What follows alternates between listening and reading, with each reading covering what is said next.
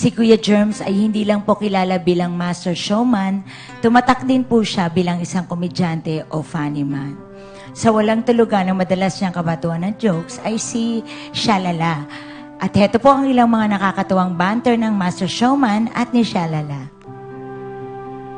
Girl yan. Yan, nakita ko yung kadena ng aso ng kapitbahay namin. Grabe ito. Alam mo ko, hindi ka na si Herman Moreno. Naku, ewan ko na lang. Ewan ko rin, bakit ikaw gumagamit ng kulyar? Kulyar ng aso. Terno tayo. Oh, black, red. Siyempre, pampabuenas. Gold. Ay, talaga, we're so close. You have to be lucky with yourself to your Jem Shalala is your friend. Award itong grupong to. Wow. Na tinatawag na yung award ay Aliw Award. Ayan lang naman, Kuya Germs. Itong katabi ko, Ano? Baliw. Baliw Award. Kung wala ako dito sa katabi mo, ano na lang nangyari sa'yo? Pumunta tayo sa flip. Saya-saya niyo ni Kuya Germs, Shalala. Nung nalaman mo ba sinugod sa ospital si Kuya Germs, pumunta ka agad doon, agad-agad. Nung bandang tanghali, tinext ako ni John, sabi niya, pray tayo, pray natin si Kuya Germs. Ito banda, Friday ba to? Friday.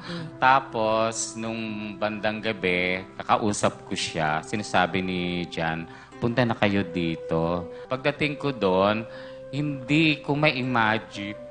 Nung nakita ko, tapos iba na yung kulay niya. Tapos sabi ko, pwede kong bumulong. Bumulong ako.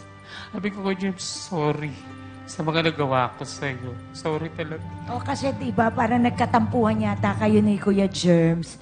At eventually ngayon, bati naman sila at nagkaayos na rin. So, I think talaga sobrang mamimiss mo si Kuya Germs. Alam ng lahat na talagang sobrang close na close ka kay Kuya Germs. Naging close kami nung nasa Viva pa ako, 1988. Lumipat ako ng GMA ng 1996. Siya pa yung kumuha sa akin. Dito ka na lang sa GMA Super Show. So hanggang doon, tapos lahat ng lakad niya kasama. Ang hindi ko makakalimutang pinupuntahan namin lagi na umiiyak siya. Yung sa Avenida, sa Santa Cruz. Kasi sarado na doon yung mga sinihan. Iyak siya ng iyak. Sabi ko, ba't ka umiiyak? Kasi sarado na yung mga sinihan. Pero naalala niya kung saan siya nag-work. Sabi ko, bakit ba? Sabi niya, nilalakad ko lang to siya, lala. Dito, nagtitinda ako. Yun mga kinakwento niya. Meron lang akong hindi makalimutan. Ito, buti na alala ka. Nung November, ito lang last year, tumingin siya doon sa mga alaga niya. Sabi niya, siya, lala, ano kaya mangyayari sa mga batang ito pag wala na ako? Sabi ko, bakit ka nagsasalita ng ganyan? Sabi niya, ang dami naman talent ng mga batang ito. Sabi niya, ano kaya gagawin nila pag una? Hanggang, hindi lang pala ako ang sinabihan noon. Yung aming mga staff, yung EP namin, yung director, lagi niya sinasabi yan, paano yung mga batang ito pag nawala na ako? Natatandaan ko nung Wednesday, nakikinig ako ng radyo kay Kuya Germs. Tawa ako ng tawa habang nakikinig ako. Kasi di ba mahilig din ako sa bate. May nag-text sa kanya, nagagalit. Hindi, nagagalit, sabing ganon. Ano ba yan, Kuya Germs? Ano ba yan, Kuya Germs? Araw-araw yun, at yan din ang mga pangalan binabati mo. Nagsasayang ka lang ng oras. Dapat isang araw mo lang sila batiin. Pagkatapos sa following day, gamitin mo na sa iba yung oras na yon. Talagang binasa niya, ha? Pagkatapos ang sagot niya, hindi, alam mo, itong mga kaibigan ko to, mayayaman to, tumutulong to sa akin. Ang kaligayahan lang nila mabati ko. Payagan mo na ako. Natatawa ako dahil parang Dahil sabi siya ko, naman yung nagraradyo, payagan. Pero alam mo, isa pang malungkot sa pagkawala ni Kuya Germs, eto lagi namin biruan, paano na? Baka hindi na ako mabigyan ng star sa Walk of Fame. Oy, alam mo na pag-usapan Sabi nga namin ni kanina. sinulat na nga ni Gorgie yun, di ba? Oo, ako naman yung darling ko nagtanong. Sabi niya, paano yung Walk of Fame? Sino na nga pala ang mag-aano nun? hindi, saka Mag-aasikaso. isa pang matatandaan nila lagi kay Kuya Germs. Si Kuya Germs ang laging unang-unang nagbibigay ng Christmas party sa mga reporter. Oo, December 1 pa lang, di ba, meron siyang Parati siyang darling of the Kaya best. nga. Anyway, Shalala, ano ang huling mensahe mo para kay Kuya Germs? mensahe ko, Kuya Maririnig niya yan.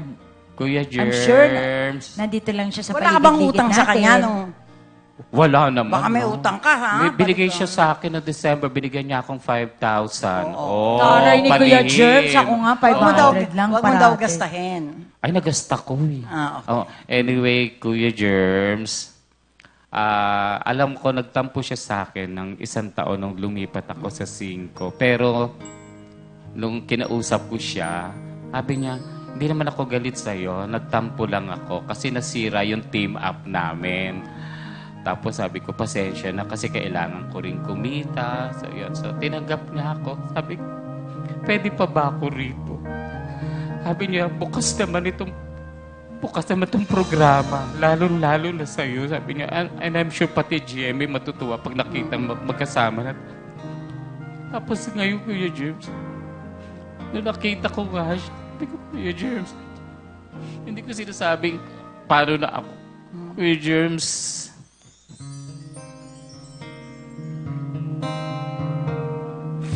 ang hirap.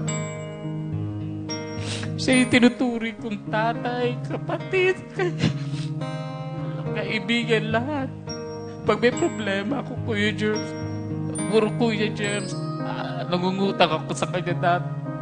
Pero ngayon wala na akong totoo. Ngayon wala ka nang uutangan. Hindi, Oo. tsaka di ba usually, pag ganyan, parang kala natin talaga, hindi nila tayo iwan, di ba? Parang like nung namatay si Kuya Rani po.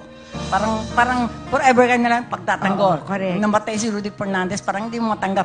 Ito yung mga nagtatanggol sa amin. Parang si Kuya James din. Na yun nga, akala mo forever kang aalagaan. Kasi tatay ng Oo, no. industriya, si Kuya Germs. Kahapon nga nung sinabi na ni Val, yung PD namin, na pumunta na kayo dito kasi kumain lang kami sa labas. Nakita ko pa nakaganon siya. Tapos na pumikit na siya. Tapos inakap siya ni Freddy. Tapos sabi sa akin ni Freddy, mahal ka ng tatay ko. Sabi niya, isa ka sa mahal na mahal ng tatay. Maraming salamat, Shalala.